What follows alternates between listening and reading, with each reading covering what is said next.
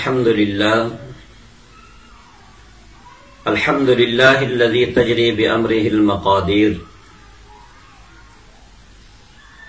أعوذ بالله من الشيطان الرجيم. شهر رمضان الذي أنزل فيه القرآن هدى للناس وبينات من الهدى والفرقان. صدق الله مولانا العظيم. میرے نہایت واجب القدر معزز سامعین، السلام علیکم ورحمۃ اللہ وبرکاتہ۔ اللہ جل شانہ کا لاکھ لاکھ شکر ہے، اس کی مہربانی ہے کہ حیات مستعار میں اس جگہ کڑا ہونا نصیب فرمایا ہے جہاں سے اب رمضان المبارک چند قدم کے فاصلے پر ہے۔ چند دنوں کے بعد رمضان کا مبارک مہینہ شروع ہونے والا ہے۔ حضرت سیدنا سلمان فارسی رضی اللہ تعالی عنہ ارشاد فرماتے ہیں کہ آقا صلی اللہ علیہ وسلم نے شعبان کے آخری تاریخوں میں، یہ جو دن ہے شعبان کے، خطبہ ارشاد فرمایا، یا ایھا الناس قد اظلکم شہر عظیم شہر مبارک فی، اے لوگو تم پر ایک عظیم الشان مہینہ، برکتوں والا مہینہ، رحمتوں والا مہینہ سائے فگن ہونے والا۔ یہ آقا نے فرمایا شہر عظیم شہر مبارک، بہت بڑا مہینہ، رحمتوں والا مہینہ، برکتوں والا مہینہ۔ آدم علیہ السلام سے لے کر امام الانبیاء صلی اللہ علیہ وسلم تک جتنی آسمانی کتابیں نازل ہوئی، صحیفے نازل ہوئے، وہ تمام کی تمام کتابیں رمضان المبارک میں نازل ہوئی، اور آخر میں اللہ جل شانہ نے قرآن مجید کا نزول بھی رمضان میں فرمایا۔ اس لیے آقا نے فرمایا شہر عظیم شہر مبارک، بہت بڑا مہینہ ہے، بہت ہی زیادہ برکتوں والا مہینہ ہے۔ عام دنوں میں بھی لوگ عبادت کرتے ہیں، لیکن اس مہینے میں کوئی آدمی نفل پڑھے گا، اللہ جل شانہ اس کو فرض کا ثواب عطا فرمائے، اور فرض پڑھنے پر اللہ جل شانہ 70 فرضوں کا ثواب عطا فرمائے۔ اس لیے آقا نے فرمایا شہر عظیم، بہت بڑا مہینہ ہے کہ ایک فرض پڑھو گے 70 فرضوں کا ثواب ملے گا، ایک نیکی کرو گے 70 نیکیوں کا ثواب ملے گا، ایک اللہ کے راستے میں خرچ کرو گے 70 خرچ کرنے کا ثواب ملے گا۔ اور یہ عبادت کے لیے موسم بہار ہے۔ جس طرح کسی موسم کا پل ہو تو اس موسم میں آسانی کے ساتھ وہ پل مل جاتا ہے، کم قیمت پر مل جاتا ہے، اسی طرح رمضان المبارک یہ نیکیوں کے لیے بہار کا موسم ہے۔ تھوڑی سی عبادت کرو، اللہ جل شانہ بہت زیادہ اجر عطا فرماتا ہے۔ تھوڑی سی کوشش کرو، اللہ جل شانہ بہت زیادہ نوازتے ہیں۔ تھوڑا مانگو، اللہ جل شانہ بہت زیادہ عطا فرماتا ہے۔ عام دنوں میں بھی اللہ جل شانہ عطا کرتے ہیں، عام دنوں میں بھی مغفرت ہوتی ہے، لیکن اس مہینے میں اللہ جل شانہ اپنی عطاؤں کو اپنے بندوں پر لوٹاتے ہیں، مغفرت کو لوٹاتے ہیں، برکتوں کو لوٹاتے ہیں، رحمتوں کو لوٹاتے ہیں۔ تو یہ بہار کا مہینہ ہے عبادت کے لیے، بہار کا مہینہ ہے اللہ سے مانگنے کے لیے۔ اس لیے میں نے چاہا کہ اس مبارک مہینے میں داخل ہونے سے پہلے ہم ذہنی طور پر اپنے آپ کو تیار کر لیں، عملی طور پر اپنے آپ کو تیار کر لیں۔ دنیا میں ہم کوئی کام کرتے ہیں، اگر پہلے سے تیاری ہوتی ہے، امتحان آتا ہے، پہلے سے تیاری ہوتی ہے تو امتحان دینے میں انسان دقت محسوس نہیں کرتا، مشکل نہیں ہوتی، کام بھی ٹھیک ہو جاتا ہے، نمبر بھی اچھے مل جاتے ہیں۔ اور اگر پہلے سے تیاری نہ ہو تو کام بھی اچھا نہیں ہوتا، پریشانی بھی ہوتی ہے اور دقت بھی ہوتی۔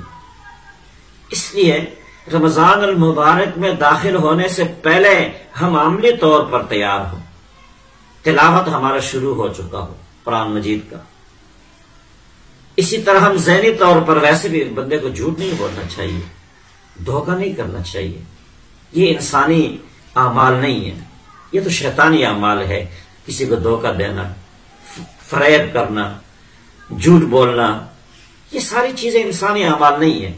لیکن رمضان المبارک میں بطور خاص ہم اپنی زبان کی حفاظت کریں، اپنی آنکھوں کی حفاظت کریں، اپنے کانوں کی حفاظت کریں، اور اس کے لیے ذہنی طور پہ تیار ہو جائیں. اور جب ہم رمضان المبارک میں داخل ہو تو تلاوت ہمارا پہلے سے شروع ہو چکا ہو، تلاوت ہمارا پہلے سے شروع ہو چکا ہو، اسی طرح دعاؤں کا اہتمام پہلے سے شروع ہو چکا ہو، اور پھر تراویح کی ابتدا ہو جائے. قرآن سننے اور سنانے سے رمضان کی ہم ابتدا کر لیں. اور اس کے لیے جہاں تک میری سوچ ہے، میں اپنی سوچ کو ہمیشہ، میری عادت ہے کہ میں اپنی بات کو کسی پر مسلط نہیں کرتا اور نہ کسی کی بات کو اپنے اوپر مسلط کرتا ہوں. یہ تو ہر آدمی کی اپنی رائے ہو سکتی ہے جو شرعی حدود کے اندر ہو. فرض نماز کے لیے تو مسجد جانا چاہیے، کیونکہ فرائض کے لیے ہے مسجد. اور یہ جو تراویح ہے اس کے لیے ضروری نہیں کوئی بندہ مسجد میں جائے. اگر جانا چاہے تو اچھی بات ہے، میں کسی کو روکتا نہیں ہوں، لیکن میری یہ خواہش ہے کہ ہر گھر سے قرآن سننے اور سنانے کی آواز آئے. اور الحمدللہ ہمارے اس ملک میں بے شمار حافظ ہیں. اگر ہر گھر میں لوگ اپنے لیے قرآن سننے اور سنانے کا اہتمام شروع کر دے تو حافظ مل جائیں گے ان کو. ایک تو تراویح کا اہتمام ہوگا، نمبر 2 قرآن سننے اور سنانے کا موقع مل جائے گا، نمبر 3 گھروں میں برکتیں اور رحمتوں کا نزول ہوگا، نمبر 4 اور جو یہ معروضی حالات ہے جس میں لوگ خوف زدہ ہیں، بجائے اس کے کہ آپ مسجد میں جائیں اور حکومت کی طرف سے بہت زیادہ شرائط ہے کہ اتنا فاصلہ ہونا چاہیے، یہ ہونا چاہیے، ان تکلفات سے بھی آپ بچ جائیں. تو اس لیے میری یہ خواہش ہے کہ ہر گھر کے بیٹھک سے، ہر گھر سے قرآن سننے اور سنانے کی آواز آنا شروع ہو جائے. آپ کے بچوں کا بھی اہتمام ہو جائے گا، اس کے اندر ان کے اندر شوق اور جذبہ بھی پیدا ہوگا. خواتین کا بھی تراویح پڑھنے کا اہتمام ہو جائے گا اور آپ کا بھی ہو جائے گا. تو اس لیے ہم رمضان کی ابتدا تراویح سے کر لیں، قرآن سننے سے کر لیں، قرآن سنانے سے کر لیں. اور ویسے عام دنوں میں بھی قرآن سننے کا ثواب ملتا ہے. رمضان المبارک میں اللہ جل شانہ ہر حرف کے بدلے میں عام دنوں میں 10 نیکیاں ملتی ہیں. اللہ جل شانہ اس ثواب کو 70 گنا بڑھا لیتے ہیں عام تلاوت میں. اور جب آپ تراویح میں قرآن کو سنیں گے، سنائیں گے، اللہ جل شانہ اس ثواب کو کئی 100 گنا بڑھا دیں گے. کیونکہ قرآن سننے بھی عبادت ہے اور قرآن سنانا بھی عبادت ہے. ابی بن کعب رضی اللہ تعالیٰ عنہ یہ صحابہ میں بہت بڑے قاری تھے. ایک مرتبہ آقا صلی اللہ علیہ وسلم نے ان کو بلایا اور فرمایا کہ مجھے قرآن سناؤ. تو ابی بن کعب نے فرمایا اللہ کے رسول، قرآن کا نزول آپ پر ہوا ہے اور آپ کی زبان سے ہم سنیں تو اچھا ہوگا، ہمیں سکون ملے گا، روح میں تازگی آئے گی. آقا صلی اللہ علیہ وسلم نے ارشاد فرمایا کہ اللہ کا حکم ہے کہ ابی بن کعب قرآن پڑھے اور محمد رسول اللہ اللہ کے نبی اس کو سنیں. تو ابی بن کعب خوشی کی وجہ سے اوسمانی ربی فی السماء، کہ اللہ نے آسمانوں پر میرا نام لے لیا ہے. تو قرآن سننا بھی نبی کریم صلی اللہ علیہ وسلم کی سنت ہے، ثواب ہے اور اللہ کا حکم ہے.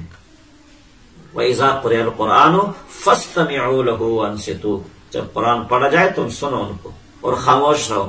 اور قرآن سنانا بھی ثواب ہے. آپ کو اگر سنانے کا موقع ملتا ہے نور علی نور، اگر یہ موقع آپ کے پاس نہیں ہے تو آپ کیا کریں، قرآن سننے کا اہتمام اپنے لیے کریں. کسی قاری صاحب کو بلا لیں، حافظ صاحب کو بلا لیں، لیکن 120 فیٹ والے کو نہ بلائیں. میں ہمیشہ رب القاری لعن القرآن، اس معاملے میں میرا جو موقف ہے کہ رب القاری لعن القرآن. حدیث میں آپ صلی اللہ علیہ وسلم نے ارشاد فرمایا بہت سارے پڑھنے والے کو پر قرآن کی طرف سے لعنت ہوتی ہے. وہ کیوں؟ اس لیے کہ جب ہم قرآن کو اس طریقے سے پڑھتے ہیں، نہ پڑھنے والے کو سمجھ ہو اور نہ سننے والے کو سمجھ ہو، تو پھر کیا فائدہ ہے؟ آہستہ آہستہ ٹھہر ٹھہر کر مزہ لے کر قرآن کو سنیں. بے شک 1 گھنٹہ زیادہ لگ جائے، بے شک 1 گھنٹہ زیادہ لگ جائے، اس لیے تمام دوستوں سے یہ گزارش ہے کہ جب ہم رمضان المبارک میں داخل ہوں تو پوری تیاری کے ساتھ داخل ہوں، اور جب رمضان شروع ہو تو ایک درخواست کرنی ہے تمام دوستوں سے، رمضان المبارک کی پرنور ساعتیں شروع ہوں گی، اور اس وقت جب آپ ہاتھ اٹھائیں اور اللہ کے سامنے ملتجی ہوں، جہاں تک میری آواز جا رہی ہے، میرے مائیں بہنیں میرے بھائی جتنے بھی، جب اللہ کے سامنے ملتجی ہو تو اس فقیر کو اور طوفانی حالات سے دوچار آپ نے اس بھائی کو بھی دعاؤں میں یاد رکھنا۔ انشاءاللہ العزیز رمضان المبارک کی تیاریوں کے سلسلے میں گفتگو کا یہ سلسلہ جاری رہے گا۔ جزاکم اللہ خیرا، احسن الجزا۔